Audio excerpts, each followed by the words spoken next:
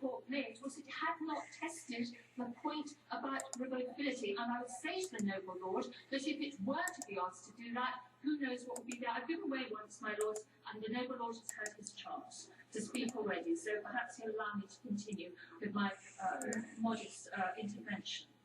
My lords, the political, my lords, the political position now is that the Supreme Court has not made that judgment, and it took going to Parliament, going to the court, in order to get the views that we have. My lords, when we get to the end of this whole intervention, I wonder what the noble Lord Minister is going to be able to say about our ability to trust the views of ministers. I'm not saying that we don't believe that ministers really want to come back to Parliament, but the only assurance we are going to have is by putting this on the face of the bill. My lords, the government has not got good form over this.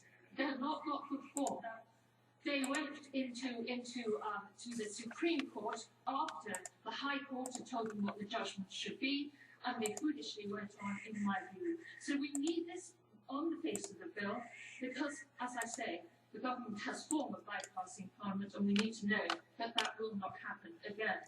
My lords, we need the best legal checks and balances that we can get, not to stop Brexit, my lords, not to stop Brexit, but to make sure that we obtain from Brexit the best this country can get.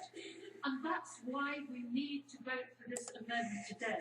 That's why, too, this amendment, if it's successful in this House, I hope goes on to be successful in another place. Because Britain relies on parliamentary sovereignty. And now is the moment, my lords, for our parliamentary sovereignty to be fully asserted and asserted by this House. Not in 6 months' time, my lord, not in 18 months, not at the end of the period of negotiation. But we have to make sure, legally, that Britain's best interests are protected and safeguarded. That is the job of this Parliament. It's our job here today, and I urge this House to vote for this amendment. I might first of all take up the point that the noble lady has just mentioned from the judgment of the Supreme Court, because naturally I have studied it with a certain amount of care. It was agreed as the basis of, from both sides, government side and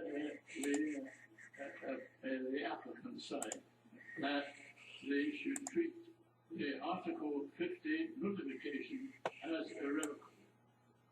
But Lord Reid pointed out clearly that that had not been the subject of decision by the court, but that from the point of view of the judgment, it didn't matter so long as it was possible that it was irrevocable.